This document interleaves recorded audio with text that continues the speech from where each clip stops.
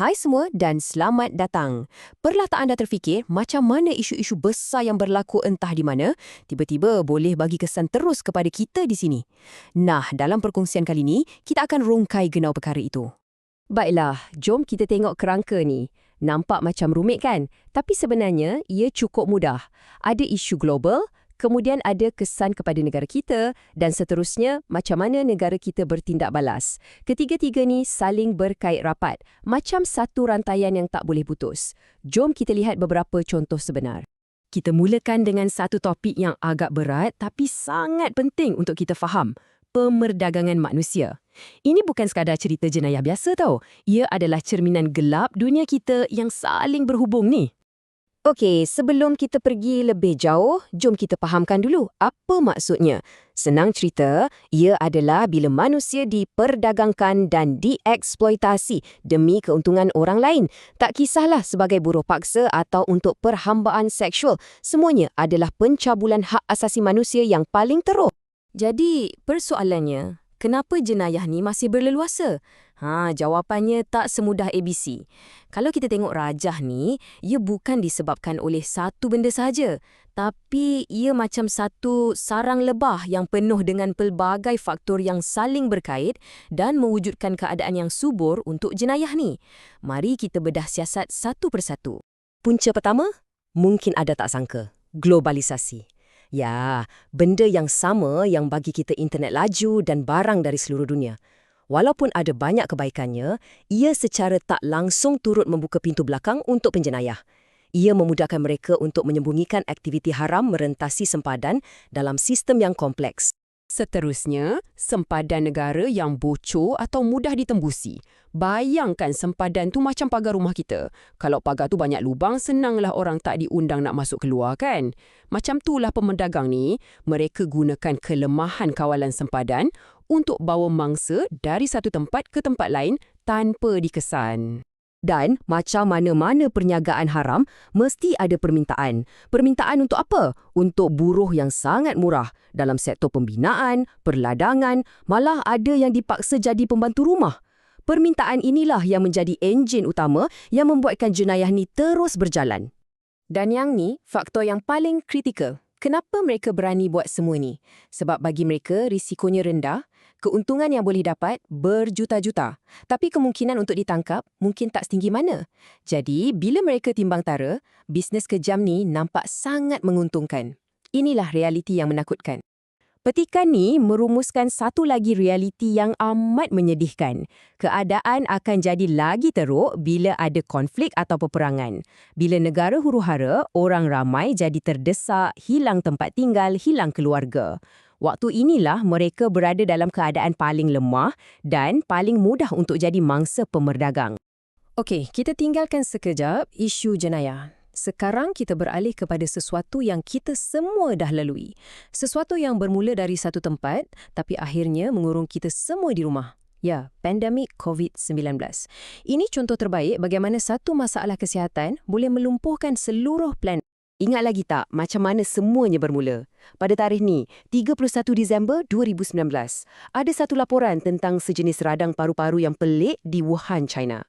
Masa tu siapa sangka kan yang satu laporan kecil ni akan mengubah dunia kita buat selamanya.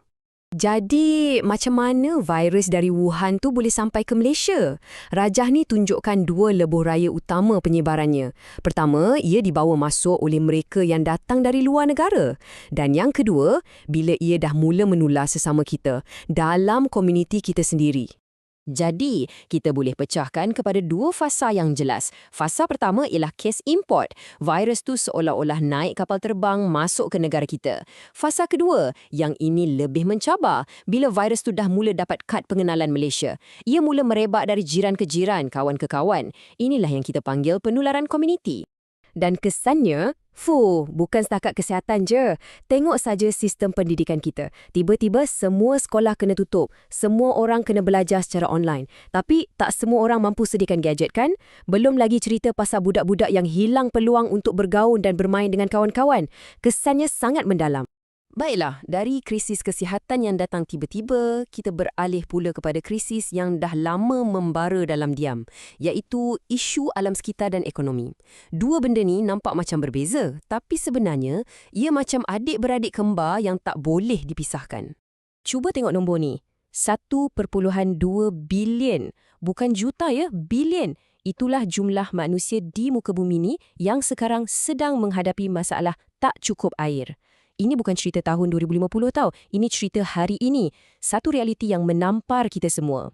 Kalau itu tak cukup mengejutkan, tambah lagi dengan fakta ni. Setiap tahun, kita kehilangan hutan tropika seluas 13 juta hektar. Bayangkan, setiap tahun. Ini bukan setakat pokok yang hilang, tapi ia menyumbang terus kepada bencana macam banjir kilat dan kemarau yang makin kerap kita rasa sekarang. Di satu sisi lain, kita ada ketidakseimbangan ekonomi. Rajah ni menunjukkan sesuatu yang kita panggil perangkap kemiskinan. Ia macam satu bulatan syaitan.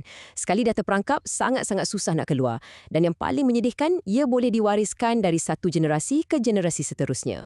Jom kita ikut aliran kitaran ni. Semuanya bermula dengan seorang kanak-kanak yang lahir dalam keluarga miskin. Disebabkan kemiskinan, dia mungkin tak dapat pendidikan yang sempurna. Bila dah besar, tanpa kelayakan yang cukup, susah nak dapat kerja yang elok. Akibatnya, pendapatan pun rendah. Dan kitaran tu berulang semula bila dia pula ada anak. Nampak tak betapa sukarnya nak putuskan rantaian ni? Okey, kita dah tengok macam-macam cabaran global kan? Pemerdagangan, pandemik, alam sekitar, kemiskinan, pening kepala dibuatnya. Jadi, apa yang sebuah negara macam Malaysia boleh buat? Bahagian akhir ni akan fokus pada tindak balas kita terhadap semua ni. Gambar ni rasanya kita semua dah cukup biasa tengok kan? Banjir. Ini bukan lagi teori. Ini adalah realiti perubahan iklim depan mata kita. Sebab itulah, tindakan di peringkat negara, macam mana kita urus bencana, macam mana kita merancang untuk masa depan, menjadi sangat-sangat kritikal. Jadi, poin penting dekat sini ialah sesebuah negara bukanlah mangsa yang pasif. Sebenarnya kita adalah pemain yang aktif. Kita ada undang-undang untuk lawan pemerdagangan manusia. Kita ada Kementerian Kesihatan yang bertungkus lumus masa pandemik.